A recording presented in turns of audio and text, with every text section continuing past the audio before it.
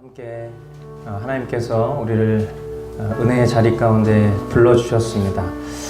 우리 서로 좀 인사 나누겠습니다.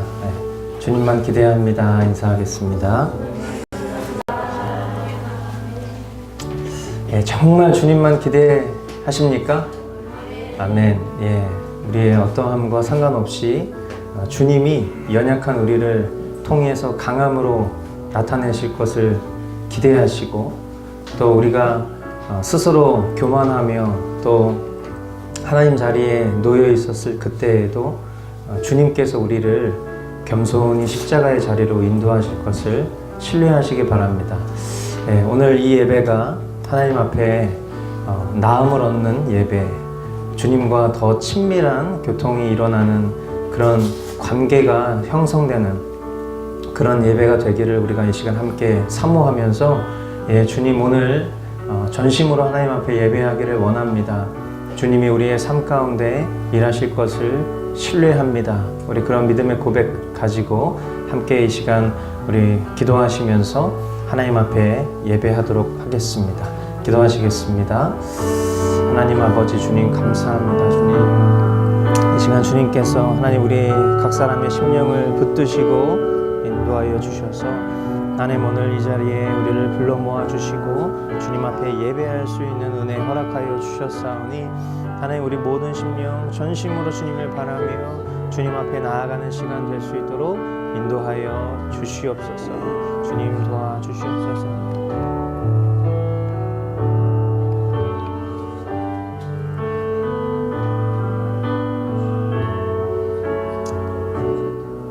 내게 의의 문들을 열지어다. 내가 그리로 들어가서 여호와께 감사하리로다. 이는 여호와의 문이라. 의인들이 그리로 들어가리로다. 주께서 내게 응답하시고 나의 구원이 되셨으니 내가 주께 감사하리이다.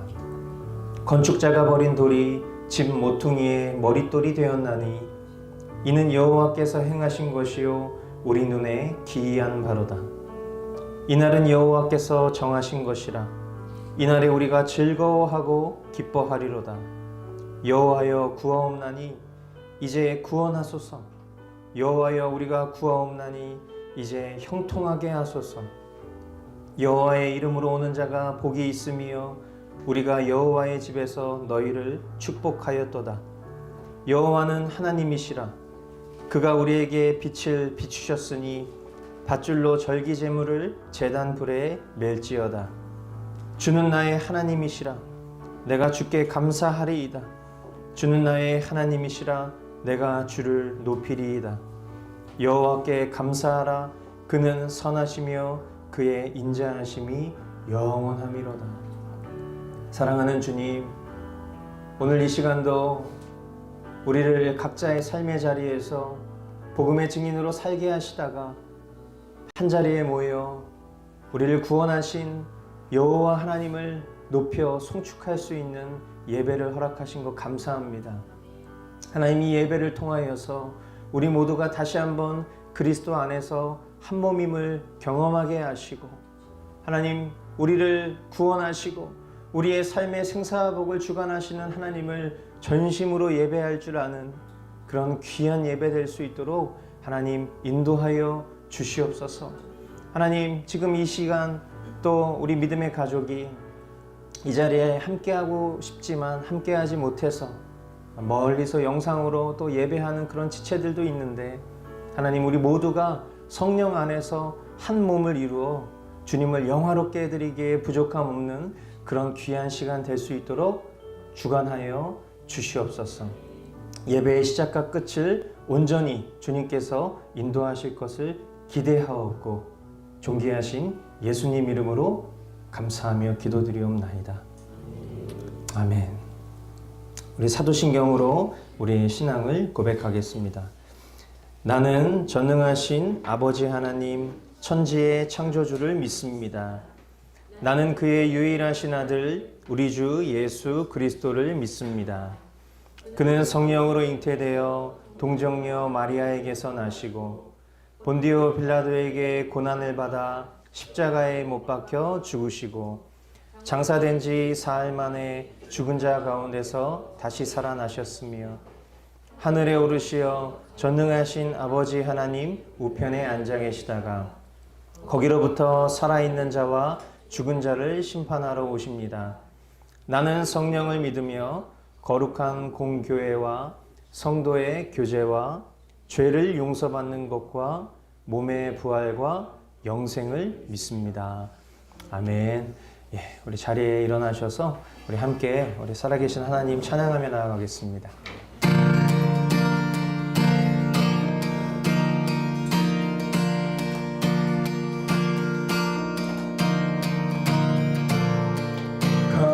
거리마다 기쁨으로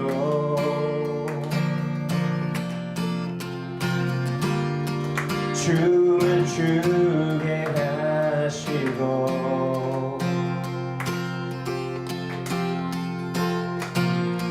주의 백성 기도할 때 이 땅 회복하소서. 산 위에서 계곡까지 우리 찬양 울리네. 하늘에서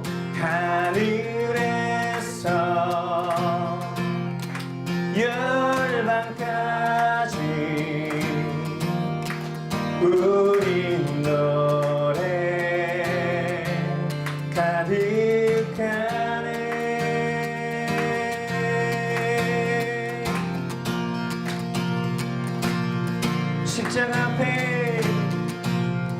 십자가 앞에 행할 때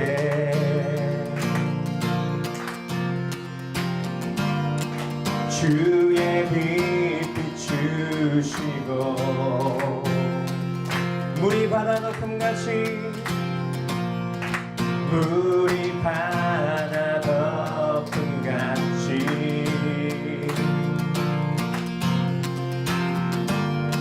주 영광 채우소서. 할렐루야. 산 위에서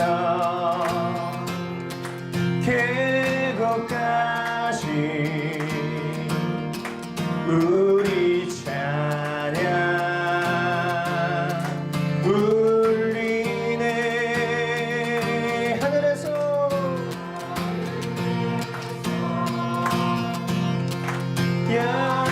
열방까지 우리 노래 가득하네.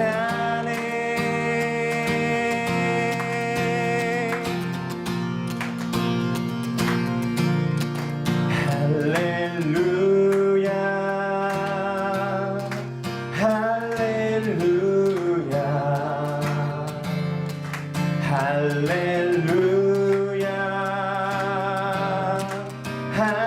할렐루야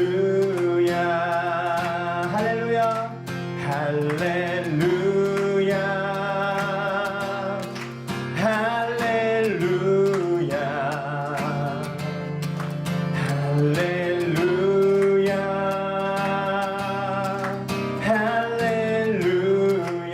할렐루야 할렐루야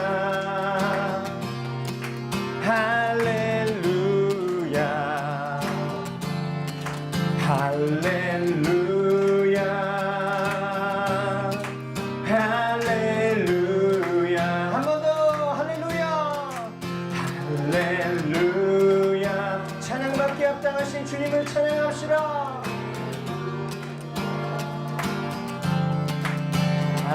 할렐루야 할렐루야. 산 위에서 계곡까지 우리 찬양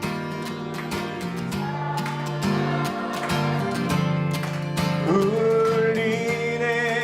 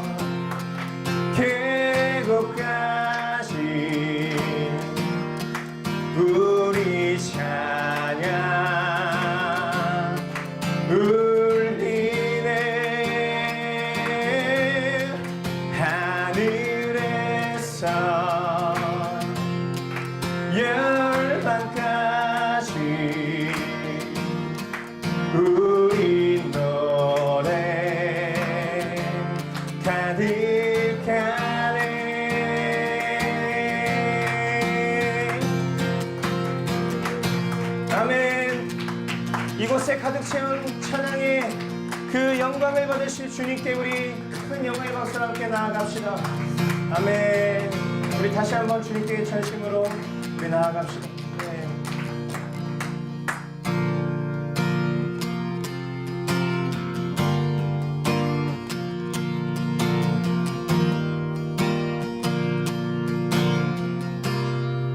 함께 고백합니다. 하늘보다 높으신 주사, 바다보다 넓으신 주사, 나를 향한 크고 높으신 사랑, 헛되고 헛된 그 모든 것 내게서 멀리 거두셨네. 나의 수치 찬양되었네. 영원히 감사드리리 주님의 그 은혜. 나 찾아주신 그 사랑, 오 주님 내 전부. 사랑해요 경배해요 나 주 위에 살리.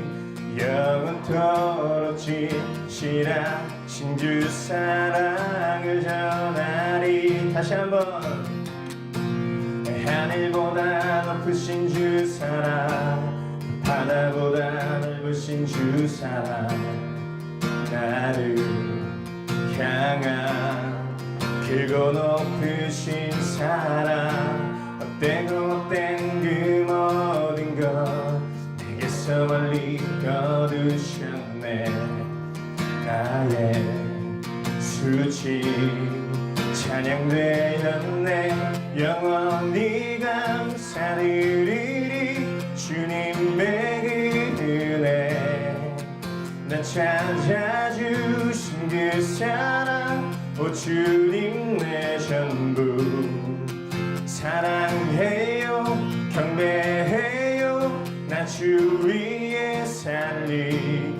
영원토록 진실하신 주 사랑을 전하리.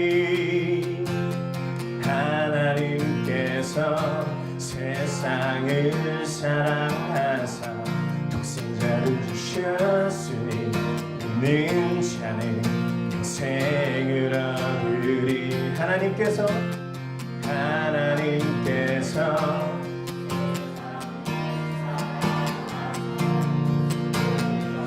아멘.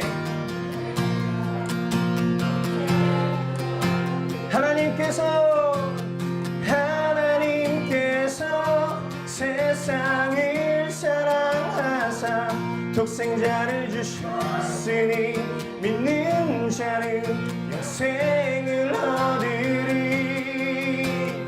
하나님께서 세상을 사랑하사 독생자를 주셨으니 믿는 자는 영생을 얻으리. 난 믿네, 난 믿네, 난 믿네. 다시 사신 독생자 난 믿네, yeah.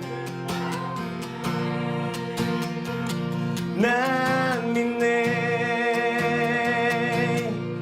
다시 사신 독생자 난 믿네, yeah. 난 믿네,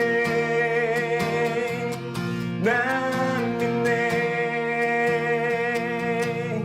다시 사신 독생 난 믿네, 난 믿네. 아멘. 난 믿네, 난 믿네. 다시 사신 독생자. 하나님께서 세상을 사랑한 독생자를 영생을 얻으리. 하나님께서 세상을 사랑하사 독생자를 주셨으니 믿는 자는 영생을 얻으리. 난 믿네. 아멘. 우리의 믿음의 고백대로 우리 주님께 영광의 박수 올려드리겠습니다. 우리 자리에 앉으셔서 우리 계속해서 찬양하며 나아가도록 하겠습니다. 우리에게 예수 그리스도 생명으로 주신 그 하나님께서 우리의 전도가 되심을 우리가 믿음으로 고백하며 나아갈 이때에 우리의 유일한 고백, 우리의 맨 끝자락에 남을 고백을 우리의 찬양의 가사에 실어서 하나님 앞에 올려드렸으면 좋겠습니다. 주 예수보다 더 귀한 것은 없네. 이 세상 무기와 바꿀 수 없네. 영주를 내되신 돌아가신 그 놀라운 사랑 잊지 못해. 세상 즐거움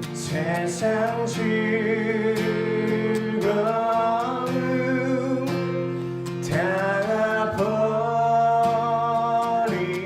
버리고 세상 자랑 다 버렸네.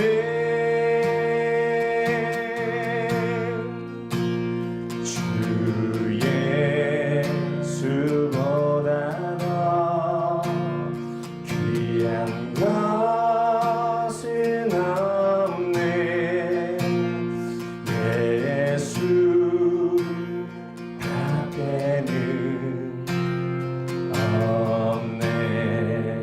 우리 자매님들 2절 찬양합니다. 주 예수보다 더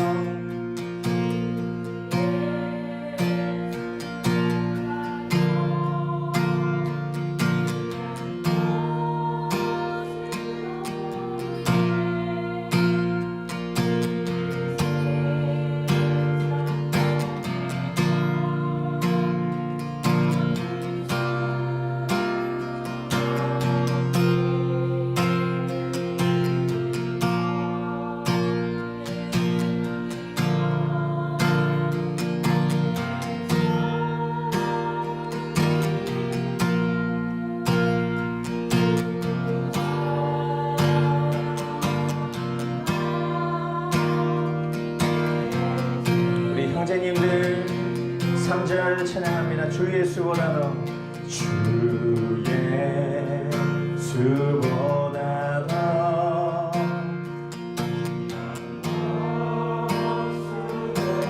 이 세상 행복과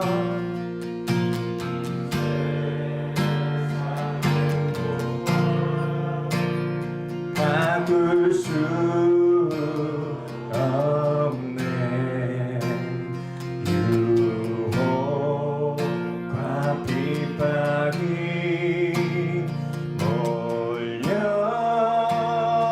몰려와도 주 섬기는 내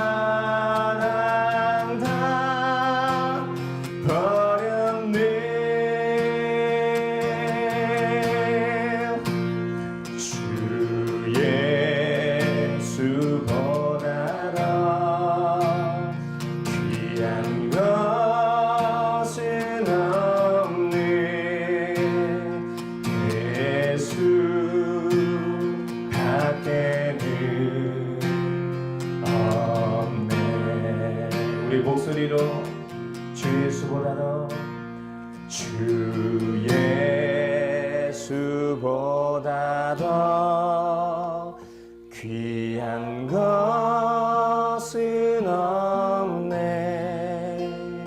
예수 밖에는 없네. 다시 한번 주 예수보다, 주 예수보다 더 귀한 것은 없네. 예수 밖에는 없네. 아멘. 아멘. 우리를 대표해서 우리 이무령 전사님 기도하도록 하겠습니다. 기도하겠습니다.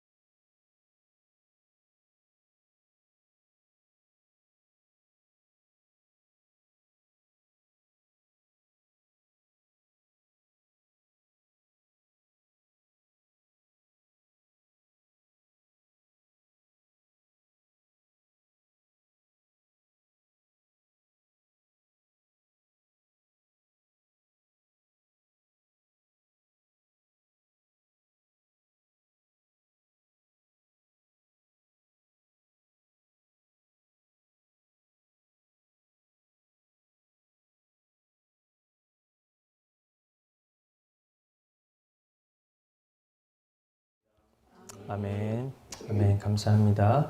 우리 하나님 말씀 함께 보겠습니다. 사도행전 8장 1절부터 25절까지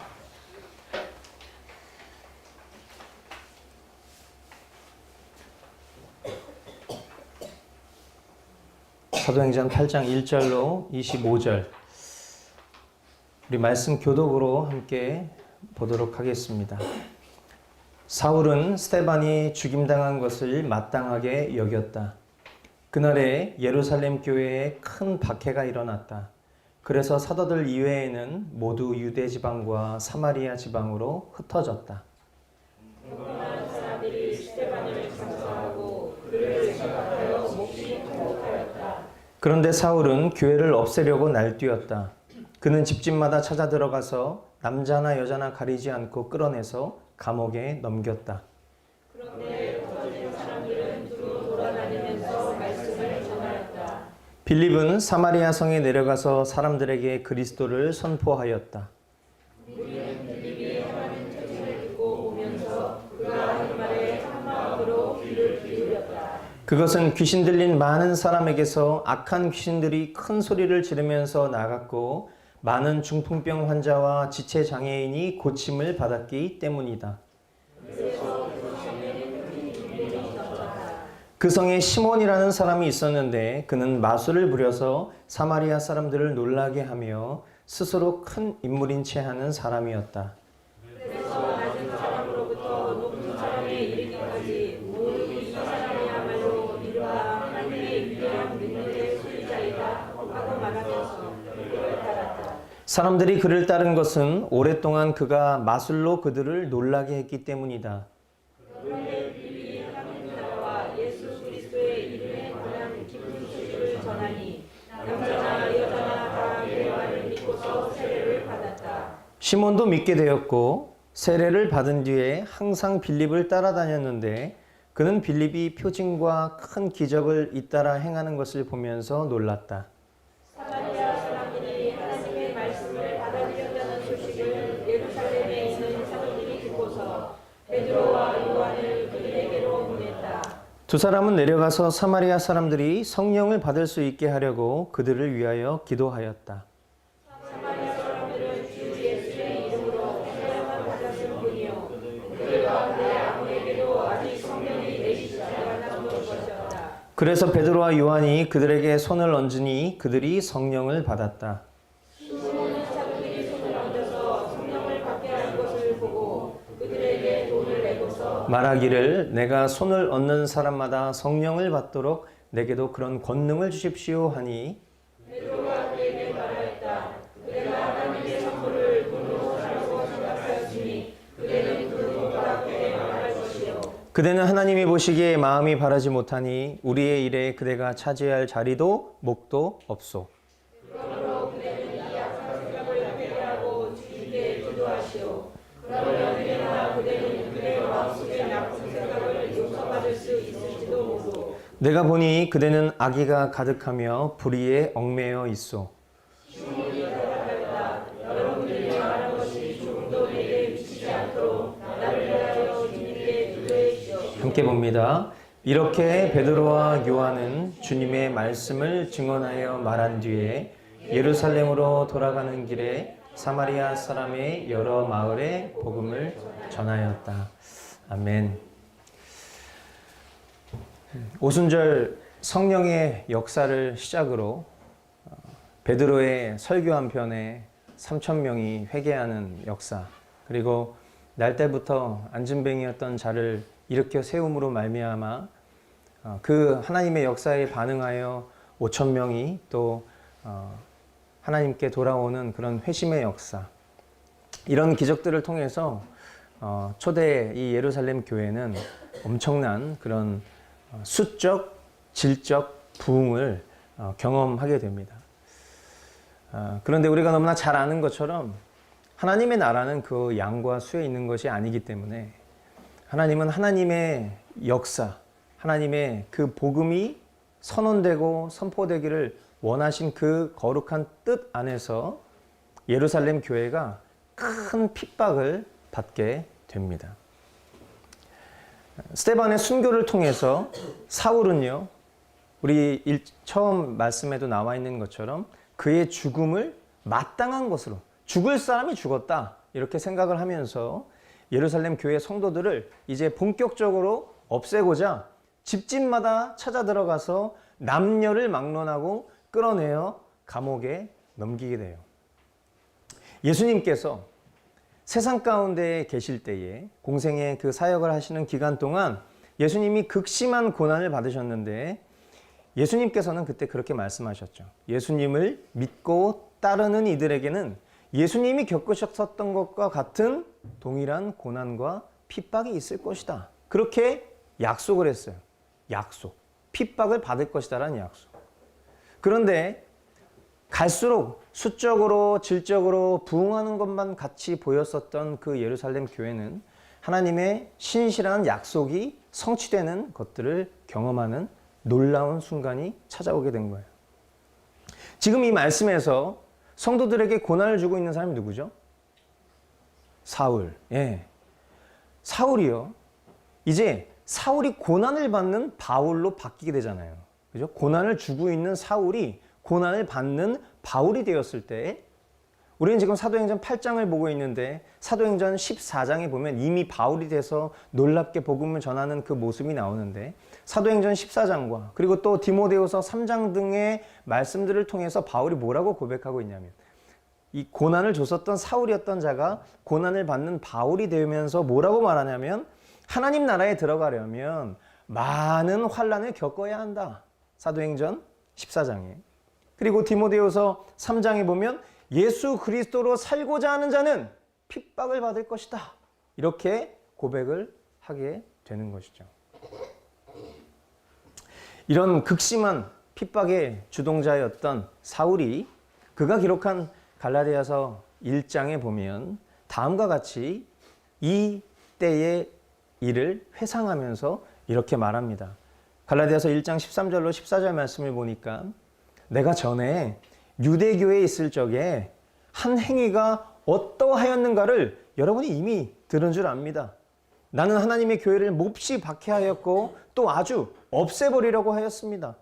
나는 내 동족 가운데서 나와 나이가 같은 또래의 많은 사람보다 유대교 신앙에 앞서 있었던 사람이고 내 조상들의 전통을 지키는 일에도 훨씬 더 열성이었습니다. 이렇게 이 바울이 과거 사울이었던 시절, 오늘 이 말씀의 본문의 배경이 되고 있는 이 모든 교회를 다 박해하고 집안의 곳곳마다 찾아 들어가서 믿는 남녀를 막론하고 다 감옥에 쳐넣었던 그 악랄했었던 시절을 가리키면서 자기는 같은 나이 또래의 다른 유대인들과는 비교할 수 없을 정도로 아주 열성적인 사람이었다. 조상들의 전통을 지키는 자였다. 내가 정말 왜 그랬을까? 이런 마음으로 이 갈라디아서 1장에 그런 고백을 하고 있는 것이죠.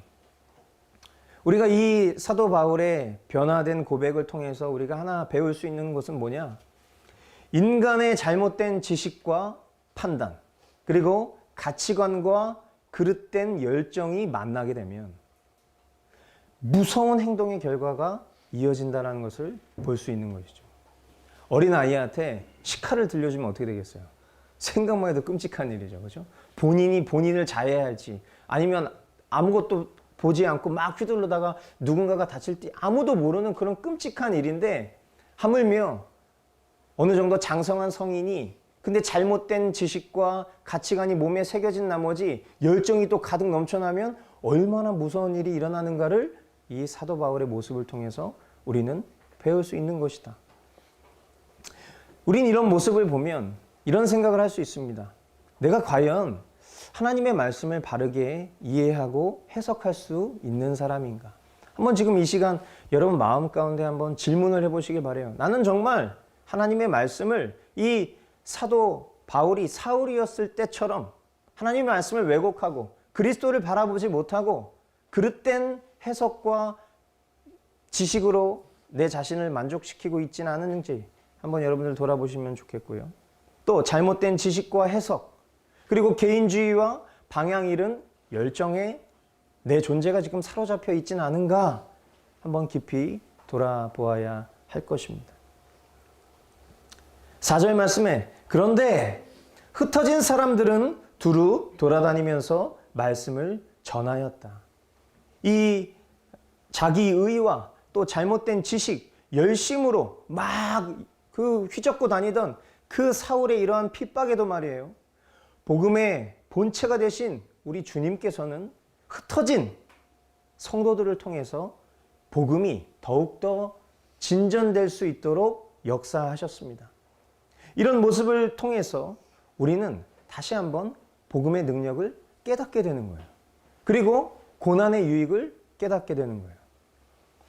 로마서 8장 28절에 보면 하나님을 사랑하는 사람들, 곧 하나님의 뜻대로 부르심을 받은 사람들에게는 모든 일이 서로 협력해서 선을 이룬다는 것을 우리는 압니다. 아멘. 여러분, 이 말씀은 협동에 대한 말씀이 아닙니다.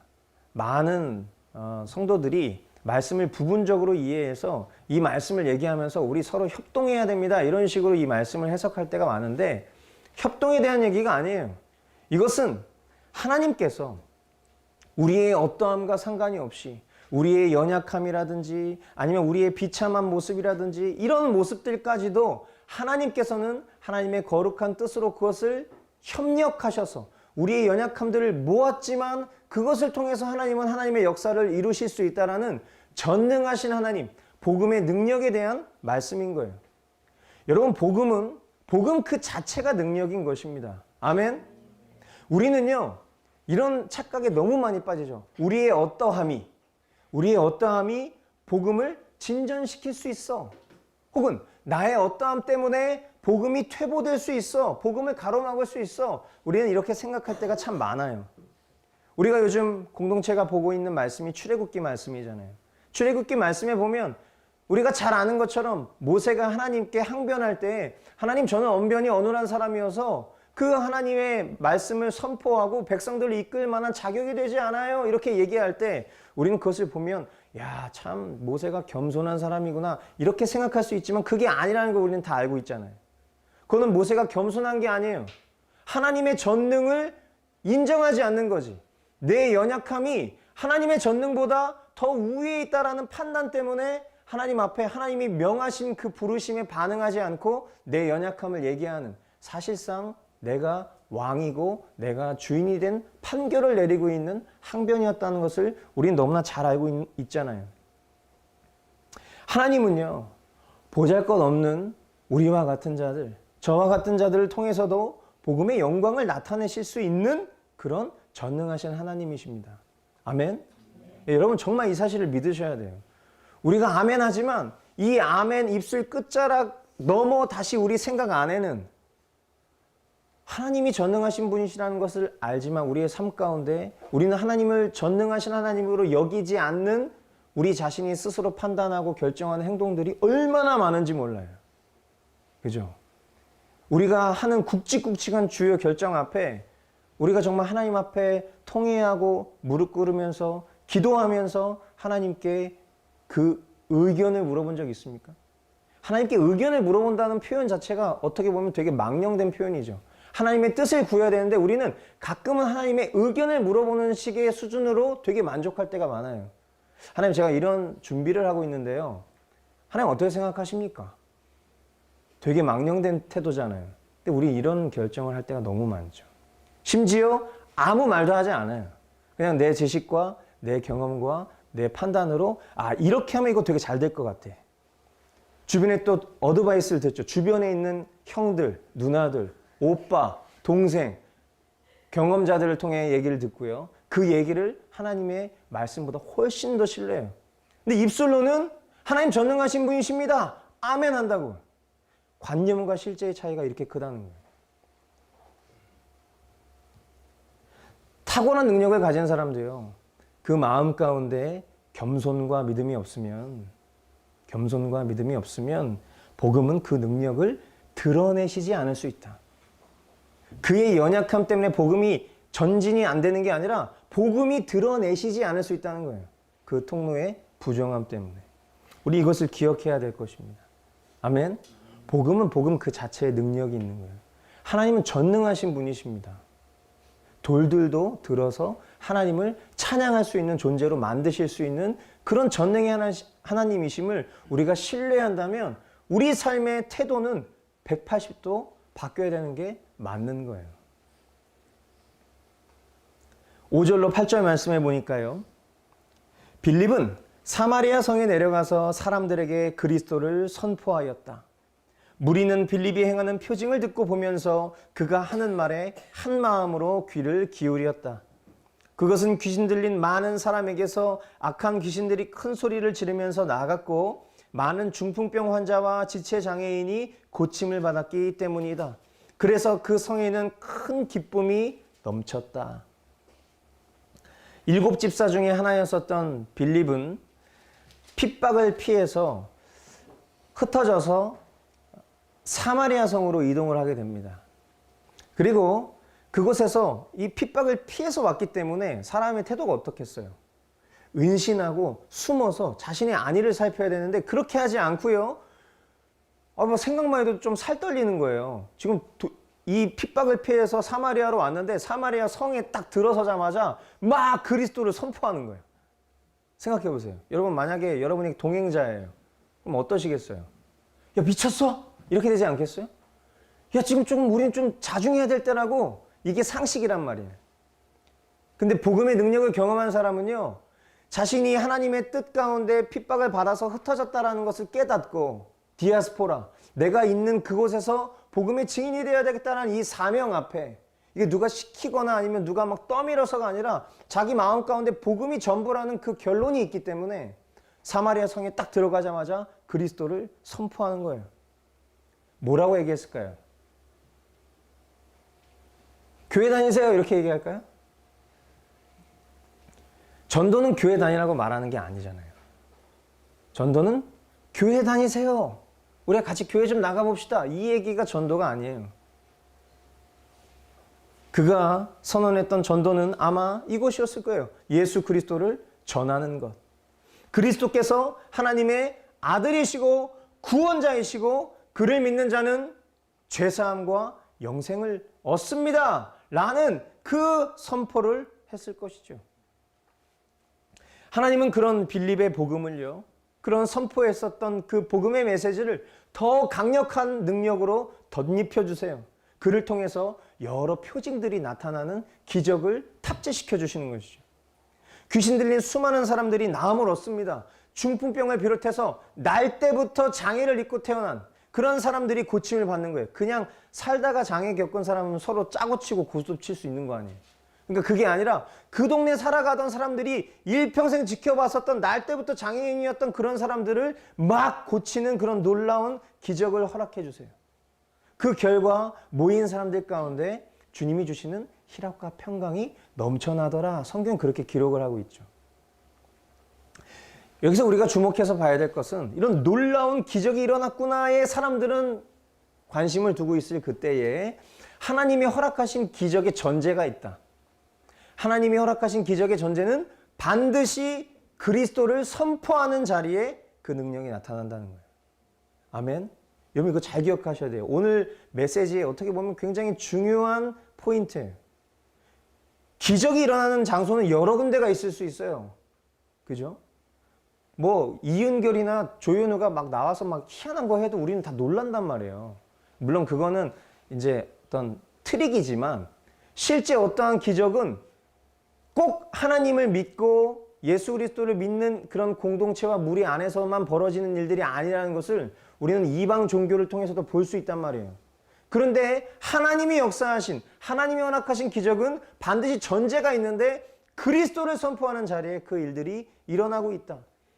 오늘날 수많은 은사주의와 또 교회와 그런 집회들이 있지만 그것을 우리는 복음주의라고 말하지 않고 은사주의, 신사도주의 이렇게 구분지어서 이야기하고 있는 이유가 바로 여기 있는 거예요. 그리스도를 선포하지 않기 때문에. 그리스도를 증거함이 아니라 은사를 베푸는 사람에게 초점을 하거나 아니면 어떤 그런 능력에 우리가 집중하기 때문에. 그래서 그들을 복음주의 안에서도 이런 사역을 하는 분들이 있습니다. 이렇게 표현하는 것이 아니라 은사주의자, 신사도주의자 이렇게 구분을 짓는 이유가 바로 여기에 있기 때문이에요. 보십시오. 하나님께서는 이런 놀라운 역사 이후에 우리가 마땅히 경계해야 될 것을 이제 말씀을 통해서 사건을 통해서 확인시켜 주시는데요. 9절로 13절 말씀. 그 성에 시몬이라는 사람이 있었는데 그는 마술을 부려서 사마리아 사람들을 놀라게 하며 스스로 큰 인물인 채 하는 사람이었다. 그래서 낮은 사람으로부터 높은 사람에 이르기까지 모두 이 사람이야말로 이른바 하나님의 위대한 능력의 소유자이다 하고 말하면서 그를 따랐다. 사람들이 그를 따른 것은 오랫동안 그가 마술로 그들을 놀라게 했기 때문이다. 그런데 빌립이 하나님 나라와 예수 그리스도의 이름에 관한 기쁜 소식을 전하니 남자나 여자나 다 그의 말을 믿고서 세례를 받았다. 시몬도 믿게 되었고 세례를 받은 뒤에 항상 빌립을 따라다녔는데 그는 빌립이 표징과 큰 기적을 잇따라 행하는 것을 보면서 놀랐다. 자, 마술사 시몬이라는 사람, 우리가 익숙하게 잘 알고 있는 이 사람의 이름의 풀네임은 시몬 마구스라는 사람이에요. 이 시몬 마구스라는 사람은 초기 기독교 문서에 굉장히 많이 등장하는 이단의 교주가 된 사람입니다. 그는 사람들에게 정평이 난 마술사였어요. 그럼 그가 복음을 듣게 되고 세례까지 받게 되는 믿는 신자의 모습을 갖게 됩니다. 그러면서 빌립 집사를 따라다니면서 빌립 집사의 사역의 현장 가운데 그 여러 것들을 경험하게 돼요. 그러던 어느 날 이 사마리아 성의 부흥의 소식을 듣게 된 그 남겨져 있었던 사도들은 예루살렘에 남아 있었잖아요. 근데 사마리아의 빌립 집사를 통해서 놀라운 부흥의 역사가 일어나고 있다는 소식을 들은 베드로와 요한이 한번 그 현장에 가서 정말 그 놀라운 일들이 정말 하나님이 하신 일인가 궁금해서 이제 찾아오게 되는 거예요. 그 두 사도가 현장에 와서 직접 확인을 해보니까 오늘 16절 말씀에 사마리아 사람들은 주 예수의 이름으로 세례만 받았을 뿐이요 그들 가운데 아무에게도 아직 성령이 내리시지 않았던 것이었다. 이렇게 기록을 하고 있어요. 그러니까 사람들이 예수님의 이름으로 세례라는 의식을 경험하긴 했지만, 그리고 또 여러 기적들도 경험했지만, 그들의 존재 자체가, 복음을 통과해서 그들의 존재 자체가 변화되지 않았다라는 것. 다른 말로 얘기하면 성령님을 통해서 거듭남까지 가지는 못했다라는 것을 이 사도들이 볼 수 있었던 거예요. 그들의 모습을 통해서. 그러다 보니까 이 두 사도가 이 사마리아 사람들에게 안수를 하면서 그 정말 여전히 그 믿음의 고백을 입술로 시인하는 사람들을 불러 모아놓고 그들을 안수하면서 기도를 하니까 하나님께서 그들 마음 가운데 도장을 쾅 성령으로 인치시는 그런 역사를 허락해 주시게 되는 것이죠. 근데 우리가 여기서도 잘 분별해야 될 게 있어요. 굉장히 이게 헷갈린 일인데 뭐냐면 이제 이 장면을 놓고 사람들이 어떤 사도적 권위를 세우고자 이렇게 주장하시는 분들이 있어요. 그러니까 뭐 이제 목사와 뭐 평신도 이제 이런 것들을 이렇게 구분 지으면서 말을 하는 거죠. 이런 장면들 보면서 봐라. 지금 빌립 집사는 집사기 때문에 능력을 행하지 못했다. 성령 받지 못한 것이다. 그런데 사도적 권위를 가진 사람들, 그러니까 나처럼 이렇게 저처럼 목사 안수를 받은 사람, 뭔가 안수를 이렇게 받으면 뭐가 있나 봐요. 이렇게 뭔가 그 안수의 기운이 남아 있어서 다른 사람도 이렇게 안수를 딱 해주면은 뭔가 그 사람에게 영험한 것이 흘러갈 것이라고 여기는 이런 마음. 그렇잖아요.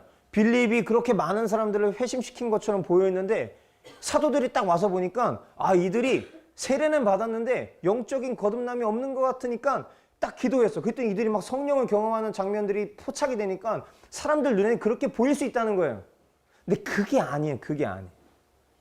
이 본연의 뜻에 담겨져 있는 하나님의 거룩하신 뜻이 있어. 근데 그 거룩하신 뜻이 뭐냐? 여러분, 우리가 잘 아는 것처럼 우리가 예수님을 나의 생명의 구원자로 고백하면 하나님께서 그래, 너 내 거야 라는 증표로 우리 마음 가운데 뭘 주신다고 그랬죠? 성령님 주신다고 그랬어요. 그죠? 그러니까 성령님은 어떤 느낌이나 감정으로 체감되는 그런 개념이 아니라 하나님이 구원의 증표로 우리에게 허락하신 거예요. 그래서 우리 마음 가운데 성령님이 거하신단 말이에요. 이건 당연한 거예요. 그런데 사마리아 교회는 보니까 분명히 입술로 시인했을 것이고 세례까지 받았는데 그 마음 가운데 성령이 없다는 것은 예외적인 상황인 거지. 왜 이런 예외적인 상황을 하나님께서 허락하셨을까요? 우리가 이걸 봐야 되는 거예요. 아, 빌립은 능력이 없고 사도는 능력이 있고 이 1차원적으로 보면 안 된다는 거예요.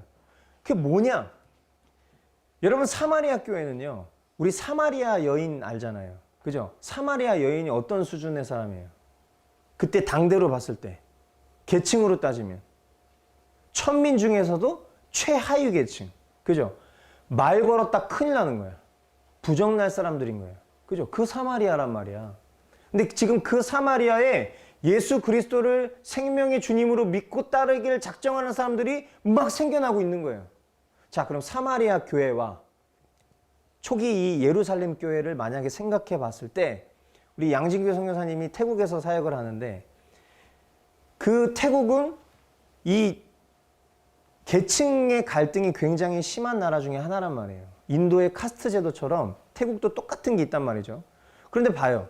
이 밑에 그레이드에 차지하고 있는 사람들은요, 그들의 삶이 열악하고 늘 궁핍하고 마음이 핍절한 나머지 주님으로 믿기로 다짐할 수 있는 그런 상황적인 여건들이 훨씬 더 잘 조성되어 있는 거예요. 그러니까 그들이 복음을 듣고 하나님 앞에 결단하고 서원해서 목회자로 딱 나아갔어요. 그런데 그보다 위에 있는 계층이 그 사람에게 지도를 받고 싶은 마음이 있을까요? 없을까요? 없겠지. 그러니까 복음의 진전이 되지 않는 게 태국 땅인 거예요. 마찬가지로 이 사마리아 교회는요, 대부분이 다 이방인이에요. 그러니까 이 유대인 출신의 이 사람들 마음 가운데에는 저 교회를 주님의 몸된 교회라고 여기지 않았을 가능성이 굉장히 많다. 근데 이 사도들이 딱 와서 보니까 이들이 다 모든 것들은 겸비된 것 같은데 성령님이 임하시지 않았다라는 이유는 하나님께서 이들에게 공인된 한몸된 그런 과정을 허락해 주시길 원하셨던 뜻이다라는 생각이 있었을 거란 말이에요. 그래서 공표하는 거예요. 다시 한번 성령의 이름으로 안수하면서 기도했을 때 그들 마음 가운데 성령이 임했을 때 이들에게 안수했었던 자가 누구예요? 초기 예루살렘 교회의 지도자들 아니에요. 그러다 보니까 더 이상 우리는 어떤 민족적인 차별과 갈등이 중요한 것이 아니라 예수 그리스도 안에서 한 몸을 이룬 형제요 자매다라는 것을 선언케 하시고자 원하셨었던 하나님의 뜻이라는 거예요. 이해가 되십니까? 너무 섬세한 손길인 거예요. 하나님. 사마리아 사람들 저 예수님 믿어 이렇게 얘기해도 항상 그 마음 가운데 주저함과 두려움이 있었을 거란 말이에요. 나는 저들 사이에 들어갈 수 없을 거야. 나는 저들과 형제자매의 인정을 받지 못할 거야. 이런 마음이 있었을 텐데 사도 두 사람이 딱 와서 안수하고 성령을 받으니까 모두가 다 예수 그리스도 안에서 한 몸을 이룬 형제요 자매구나. 이거였거든요. 이거. 우리 이런 관점으로 볼 수 있어야 된단 말이에요. 하나님의 역사를. 그런데 시몬은요, 달랐어요. 시몬은 이 장면을 우리가 보지 말아야 될 관점으로 본 거죠. 아, 내가 그동안 그토록 따랐던 빌립보다 더 뛰어나신 분들이 왔어. 그러니까 기회주의자 같은 성향이 있는 사람인 거예요. 그러다 보니까 이 두 사도의 사역을 내가 좀 뭔가 좀 전수를 좀 받아야 되겠다. 근데 이제 그동안 빌립한테는 베팅을 한 적이 없었어. 근데 이 두 사도한테 베팅을 하는 거죠. 제가 돈을 좀 드릴 테니까 그 능력을 저에게 좀 부어주십시오. 이렇게 얘기했었던 거죠. 마치 옛 자아 시절 그가 기회주의자처럼 그리고 마술사로 활동하면서 사람들의 인정과 평판을 받길 원했던 그가 예수 그리스도를 믿고 거듭난 줄 알았는데 그 마음 가운데 여전히 그 존재적 죄인된 모습. 결과적으로 그가 이제 우리가 조금 이따가도 얘기하겠지만 분명히 세례도 받고 믿는 사람처럼 보이는데 사실상 믿었던 적이 없는 사람이 되어버렸다는 결론이 나와 있지만 그런 자아를 숭배하는 것 같은 그런 마음으로 그 능력을 돈을 주고 사기를 원했던 그에게 베드로가요. 어떻게 얘기하는지 보세요, 여러분. 사랑과 직원과 별개라고 생각하면 안 돼요. 사랑 안에 직원이 있고요. 직원 안에 사랑을 담을 수 있다는 걸 볼 수 있는데 자, 20절부터 24절 보니까 베드로가 그에게 말하였다. 그대가 하나님의 선물을 돈으로 사려고 생각하였으니 그대는 그 돈과 함께 망할 것이요. 그대는 하나님이 보시기에 마음이 바르지 못하니 우리의 일에 그대가 차지할 자리도 목도 없소. 그러므로 그대는 이 악한 생각을 회개하고 주님께 기도하시오. 그러면 행여나 그대는 그대 마음속에 나쁜 생각을 용서받을 수 있을지도 모르오. 내가 보니 그대는 악의가 가득하며 불의에 얽매여 있소. 이렇게 직언을 해요. 사랑의 느낌이 하나도 없어. 제가 그렇게 읽은 건지 모르겠지만 여러분이 사랑 있게 한번 읽어보세요. 이거 어떤지. 내가 봤을 땐 사랑이 전혀 느껴지지 않는데 이 직언 속에 이 존재를 바꿀 만한 굉음이 담겨져 있는 거예요. 시몬이 대답을 합니다. 여러분들이 말한 것이 조금 더 내게 미치지 않도록 나를 위해 주님께 기도해 주십시오. 되게 뭔가 그거 다 받아들인 것 같은 태도야. 이런 사람들 많아요. 겉으로는 막 되게 목사님 제가 목사님 얘기 잘 들었습니다. 이거 말씀 보는데 막 힘들었어요, 마음이. 우리가 분명 앞에 읽었었던 13절에도 보면 시몬은요, 표면적으로 믿음 있는 사람처럼 보입니다. 그리고 세례를 받고 새 사람이 돼서 빌립 집사와 동역하는 사람처럼 보였어요. 그런데 실상은 그는 돈으로 하나님의 권능도 살 수 있다고 믿는. 그러니까 이게 무슨 말이에요? 돈으로 하나님의 권능을 살 수 있다라고 믿는 것은 이 알레고리를 우리가 정확하게 파헤쳐 보면 돈을 섬기는 사람이라는 거예요. 그리고 더 나아가서 돈보다 하나님의 능력이 더 뛰어나지 않다라고 여기니까 돈으로 하나님 능력을 살 수 있다고 여기는 거예요. 그럼 이 사람이 믿는 신은 뭐예요? 맘몬이에요. 너무 심플한 결론인데 우리는 이 결론에 도달하기까지 직면을 피하죠. 근데 이 사람 마음 가운데 그 마음이 있는 거예요. 그래서 그것을 돈을 주고 샀어. 그 능력을. 이 사람이 궁극적으로 원하는 게 뭐겠어요? 다시금 자기가 사람들에게 우러러봄을 당하는 사람이 되고 싶은 거예요. 즉 자아 숭배자. 돈 섬기고 자아를 숭배하는 사람의 모습이 이 시몬의 모습이었던 거예요. 베드로가 그것을 영적으로 딱 캐치를 한 거죠. 그리고 그에게 어떤 인자하고 따뜻한 말을 하는 것이 아니라 정확하게 당신 마음 가운데 불의와 악의가 가득 찹니다. 그럼 우리 만약에 뭐라 그럴까? 이런 얘기 들으면 왜 저를 정죄하세요? 저는 이렇게 말할 용기가 없어요. 근데 베드로가 이렇게 회개를 딱 촉구하고요. 직설적인 책망을 딱 합니다. 그리고 그런 시몬도 자신을 위해서 기도해 주십시오라는 겸손한 모습을 보이는 것 같지만 제가 앞서 소개했죠. 이 초기 기독교의 문서들을 보면 이 시몬 마구스라는 사람이 영지주의자, 지금 우리로 따지면 구원파나 신천지와 같은 일대 교주가 된 거예요. 그러니까 이만희의 계보를 막 찾아 올라가면 시몬 마구스가 있는 거야. 박옥수의 위를 막 쫓아가면 시몬 마구스가 있는 거야. 장길자의 위를 막 쫓아가면 시몬 마구스가 있는 거예요. 얼마나 명예로운 사람이에요. 그쪽 세계에서는. 원하는 바를 이뤘어. 근데 참 제가 이걸 보면서 뭐가 좀 밑줄이 쳐지고 두려웠냐면 성경에 한 줄로 과거형이긴 하지만 그렇게 기록이 돼 있단 말이에요. 이 사람 세례를 받았던 사람이고 믿은 적이 있는 사람처럼 보였던 거예요. 그런데 결과적으로 어떻게 된 거예요? 믿은 적이 없던 사람. 우리 편에서 바라보면 하나님 나라의 그 구원의 섭리, 예정의 논리로 보면 이 사람은 믿었던 적이 없었던 거야, 그냥 처음부터. 실제가 없는 죽은 믿음을 가진 사람, 회개하지 않은 사람이라고 하나님 나라 생명책에 기록되었을 거예요. 아니, 생명책에 이름이 없는 거죠. 말씀을 맺겠습니다. 제가 오늘 이 말씀을 묵상하면서 또 주님이 또 우리 공동체 가운데 저와 우리에게 주시고자 원하시는 결론 두 가지를 좀 우리가 함께 정리하고 붙잡았으면 좋겠어요. 첫째는 무엇이냐면 한번 따라해 주시겠습니까? 참된 신앙의 삶에는 반드시 고난과 핍박이 존재한다. 너무 죄송해요. 그냥 저도 블레싱하고 좋은 말 하고 싶어요.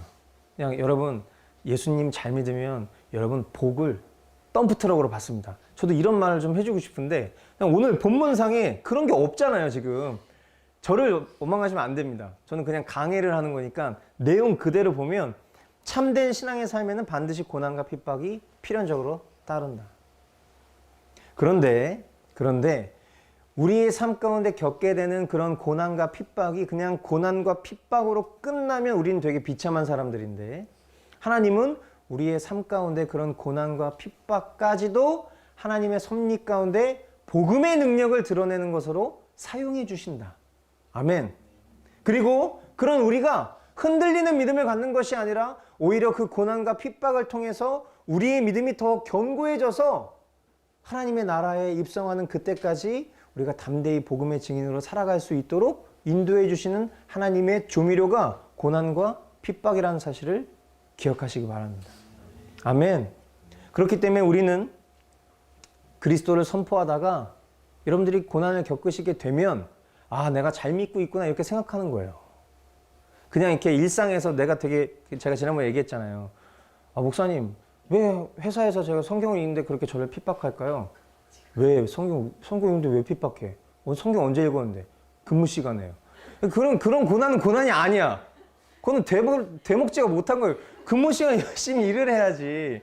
왜 근무 시간에 성경을 보냐고. 근무 시간에는 하나님 내게 주신 열정과 내게 주신 능력과 내게 주신 달란트를 가지고 열심히 일을 해야지. 노동을 해야지.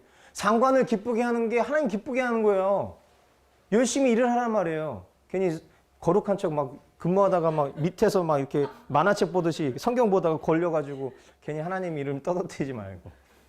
그런 건 고난이 아니죠. 그러나 우리가 살아가면서 정말 예수님의 이름을 선언하고 그리스도로 살아가는 사람의 삶으로 살아갈 때에 겪게 될 고난을 여러분들이 겪게 되시면 그때는 두려워하지 마시고 낙심하지 마시고 믿음의 눈으로 아, 하나님이 지금 나의 삶을 통해서 복음을 영화롭게 하길 원하시는구나를 깨달으시고 찬양하시는 거예요.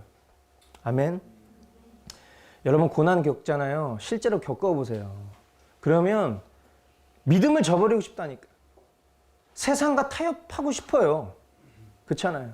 우리가 조금 이따가 우리 형제의 파송식을 하겠지만 우리 저 형제가 이제 직장으로 딱 나아갔을 때 마지막 인터뷰 질문이 뭐였냐? 그대의 주량은 어느 정도이십니까? 전혀 고난처럼 느껴지지 않지만 본인은 고난으로 받는 거예요. 어떤 고난? 내가 여기서 내 주량을 밝히면 이 사람이 나를 뽑아주겠지만 나는 술 먹고자 하는 의지는 없는데 제가 그리스도인이라서 술을 먹지 않습니다. 이러면 내가 떨어질 수 있을 것이라는 고난. 결론은 얘기하지 않겠지만 중요한 것은 어떤 결론을 냈던지 간에 앞으로 주님께서 저 형제를 통해서 복음의 증인으로 어떻게 쓰실지를 기대하는 게 우리의 마음인 거죠. 아멘. 예, 고난을 겪더라도 낙심하거나 세상과 타협함이 아니라 말씀 붙잡고 더욱 주님만 바라볼 수 있어야 하는 것입니다. 아멘. 자, 두 번째 한번 따라해 주시겠어요? 그리스도 없는 기적과 은사를 경계하며.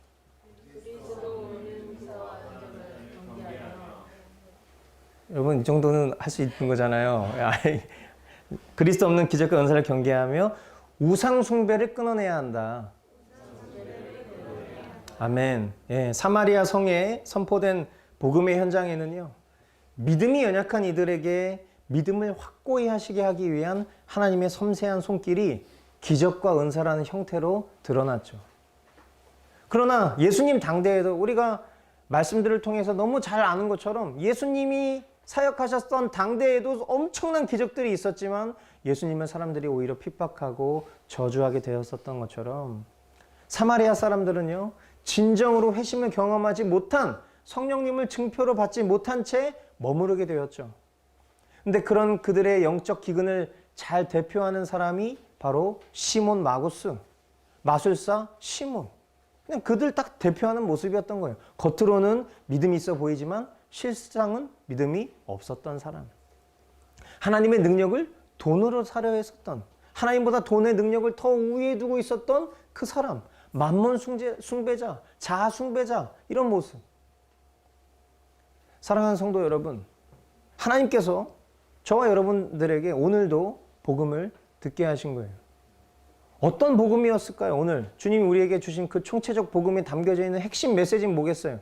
우리가 정말 예수 그리스도와 운명을 함께한 자라면 우리는 때를 얻든지 못 얻든지 복음을 전하는 자로 살면 되는 거예요.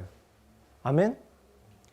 그렇게 살면 되는데 자꾸 우리 마음 가운데 뭔가 계속 뭔가를 쌓고 싶어 해. 돈을 쌓고 싶어 해요. 돈을 막 사랑해. 세상 풍조에 휩싸여가지고 자신도 모르게, 나도 모르게 어느 순간 정신 차려보니까 나를 숭배하고 있는 자로 살다가는요, 어제의 믿음으로 오늘 살다가는 마술사 시몬처럼 비참한 결과를 생명책에 기록하는 그런 존재가 될 수 있다. 우리가 경계해야 되는 거 이런 것이다. 그래서 오늘도 사랑하는 우리 주님께서는 저와 여러분을 귀하게 여기셔서 우리가 참된 성도로서 어떻게 살아가야 하는지, 무엇을 경계해야 되는지, 무엇을 붙잡아야 되는지, 우리 바른 믿음의 선배들은 어떤 길을 걸어갔으며 잘못된 거짓 성도들은 어떤 길을 걸어갔는지를 그 예시를 통해서 친절히 보여주셨어요. 그리고 우리에게 질문하시는 거예요. 너는 어느 길을 따를 거냐? 고난과 핍박 중에도 그리스도를 선포하는 자의 길을 걷겠느냐? 아니면 언제든 기회만 되면 전열에서 이탈해서 돈 사랑하고 자아를 숭배하는 그런 우상 숭배자의 길을 따를 것이냐? 주님은 우리에게 명확한 길을 보여주셨죠. 그리고 오늘 본문 25절 말씀을 통해서 우리가 걸어가야 될 길을 잠깐 보여주셨어요. 이 말씀 우리 같이 한번 읽고 말씀 맺도록 하겠습니다. 25절 함께 읽도록 하겠습니다. 시작. 이렇게 베드로와 요한은 주님의 말씀을 증언하여 말한 뒤에 예루살렘으로 돌아가는 길에 사마리아 사람의 여러 마을에 복음을 전하였다. 아멘. 기도하겠습니다. 하나님 아버지, 오늘 우리가 찬양으로 고백했었던 것처럼 주 예수보다 더 귀한 것이 없습니다. 그 주 예수와 이 세상 부귀를 바꿀 수 없을 것이고, 이 세상 명예를 바꿀 수 없을 것이고, 이 세상 행복을 바꿀 수 없습니다. 영원히 죽을 수밖에 없었던 우리를 위해서 그 십자가 대속을 감당하신 주님의 사랑을 우리가 잊지 못한다 고백하고, 우리가 이전에 즐기던 세상 낙을 주님 사랑하는 마음과 바꿀 수 없다고 고백했고, 유혹과 핍박이 나에게 몰려와도 주님을 섬기는 우리의 마음 변치 않을 것이라 고백했던 것처럼 하나님, 오늘 우리 공동체에게 주님이 주신 말씀의 결론은 다시 한번 주 예수보다 더 귀한 것이 없다라는 결론을 우리에게 주신 줄 믿습니다.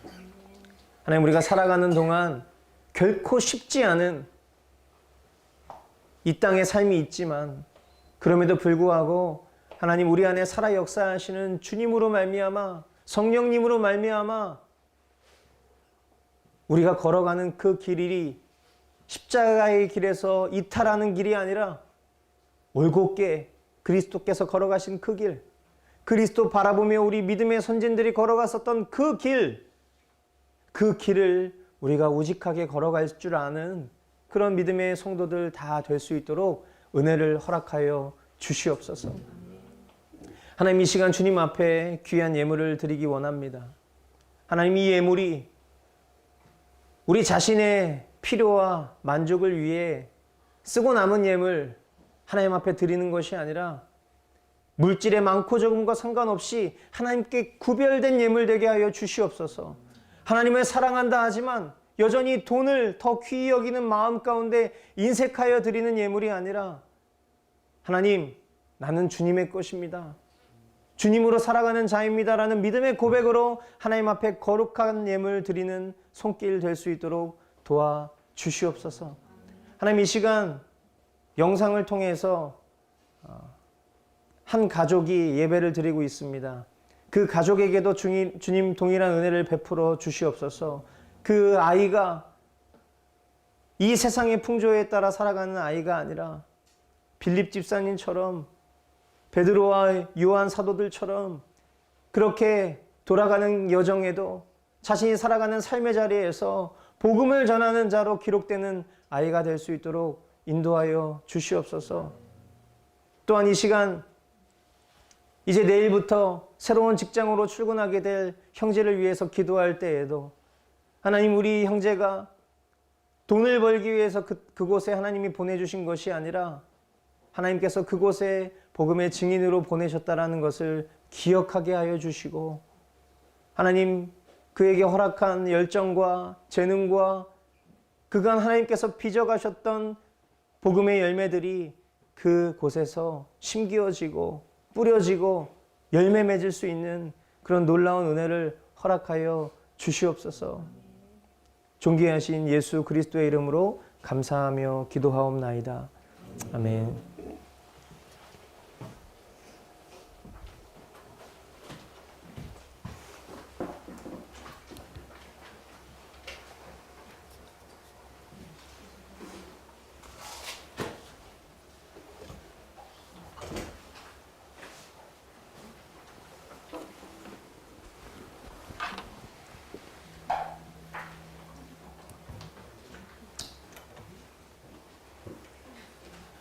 네, 우리 함께 결단의 찬양 올려드리고 준비하신 예물 드리도록 하겠습니다.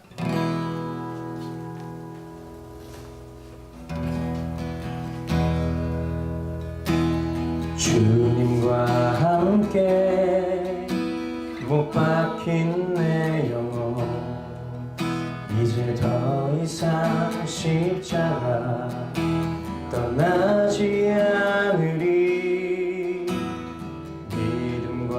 행한 하나가 되어서 살아계신 나의 주님 삶으로 보이리.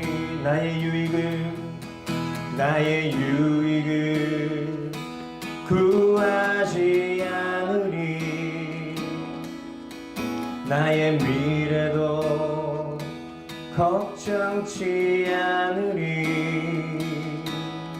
사나 죽으나 내 영혼 주의 것, 오직 주님만 응하소서. 주의 복을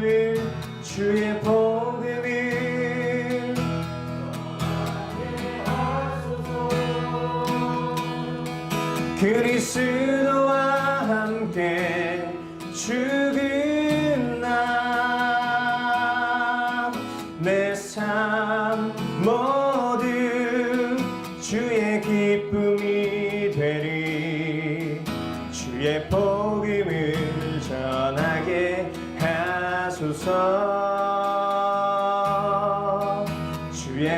복음을 전하게 하소서.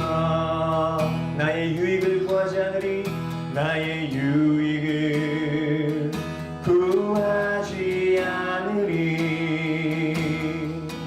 나의 미래도 걱정치 않으리. 살아 죽으나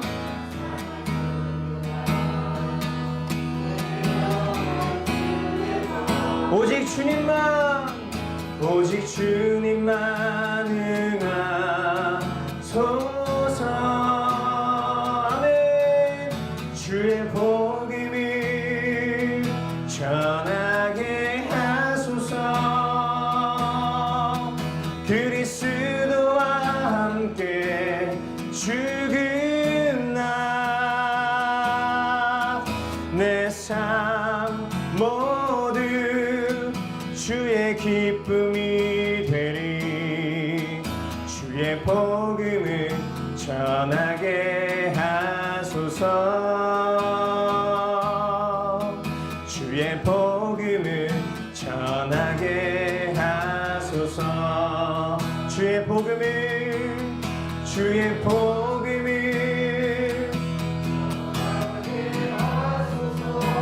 그리스도와 함께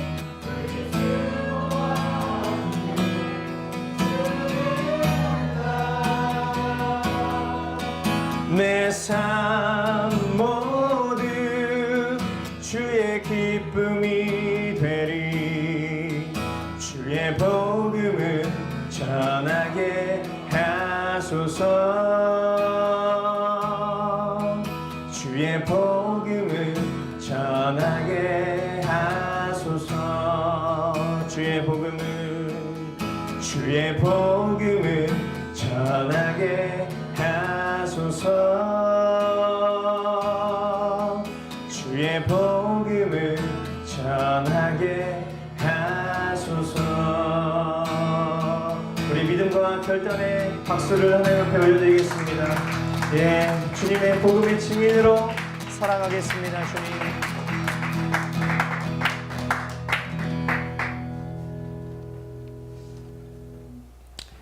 이제는 우리를 죄악 가운데에서 구원하신 예수 그리스도 성자 하나님의 지극하신 은혜와 지금 이 순간에도 우리를 향한 그 사랑을 예수 그리스도 그 십자가 대속으로 확증하신 성부 하나님의 크신 사랑과 지금 이 순간에도 우리의 심령 가운데 거하사 우리로 하여금 믿음의 주여 온전케 하시는 예수 그리스도 바라볼 수 있도록 도우시는 성령님의 위로, 교통, 충만하신 은혜가 그리스도를 선포하는 자, 우리에게 허락된 삶의 선교지에서 복음을 전하기를 다짐하는 고개 숙인 모든 성도들 머리머리 위와 특별히 복음의 증인으로 새로운 직장 가운데 나아가는 우리 귀한 형제 머리 위에 이제로부터 영원까지 함께 있을지어다. 아멘. 주님,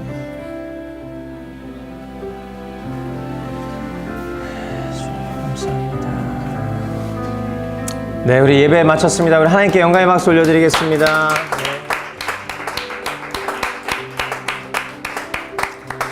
자, 우리 서로 바라보시면서 우리 같이 인사하겠습니다. 복음의 증인으로 승리합시다. 인사하겠습니다.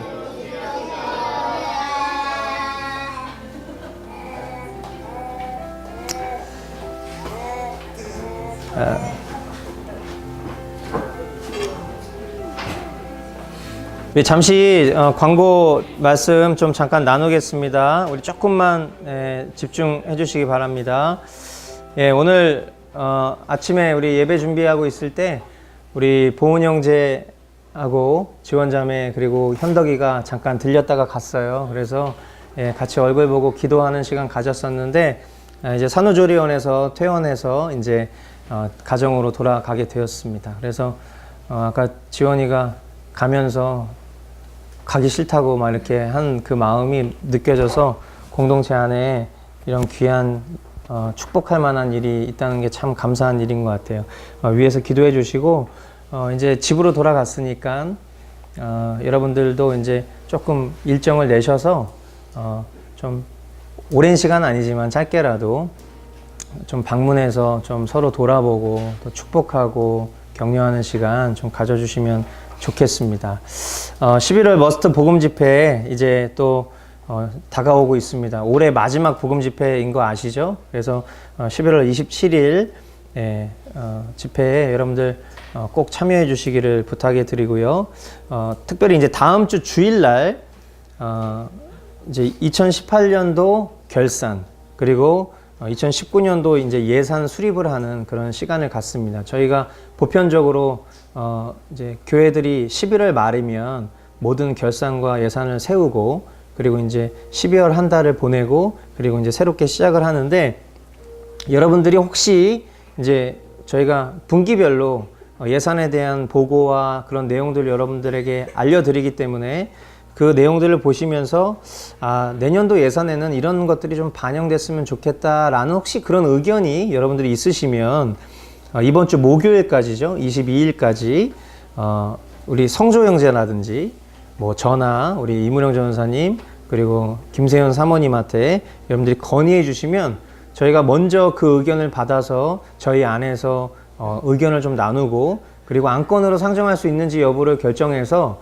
다음 주 회의 때 반영할 수 있는 의견이라면 반영을 하고 또 소수 의견으로 우리가 수렴하고 넘어가야 될 부분이라면 또 그렇게 나누는 시간 가질 것입니다. 그래서 다음 주는 우리 성경 공부를 하지 않고 예결산 관련된 회의를 한다는 거 여러분들이 아시고요.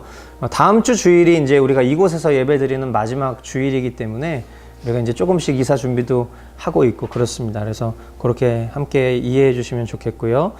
계속 우리가 기도하는 것처럼 우리 권희 형제가 교회 바로 앞에 새로 가게 된 예배당 바로 앞에 주님이 또 그곳으로 선교지를 보내주셨어요. 그래서 큐어셀이라는 그런 회사 유전자 이렇게 다루는 회사인데 그쪽으로 취업을 하게 됐습니다. 우리 박수 한번 우리 하겠습니다. 예, 제가 지금 금요일부터 계속 붙잡아 놓고 있어요.